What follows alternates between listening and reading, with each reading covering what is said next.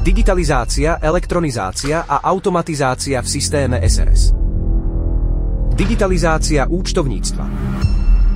Cieľom digitalizácie je náhrada papierových dokumentov za elektronické štruktúrované správy, dáta, ktoré môžu účtovné jednotky archivovať v digitálnej podobe a zabezpečiť ich obeh prostredníctvom e-mailovej komunikácie, zdieľania dokumentov v online prostredí alebo samotnou elektronickou výmenou údajov.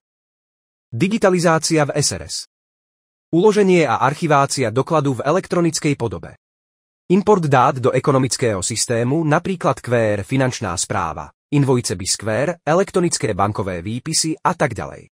Export dát v elektronickej podobe zo systému, napríklad XLS, XML, TXT, PDF, archívne PDF a tak ďalej.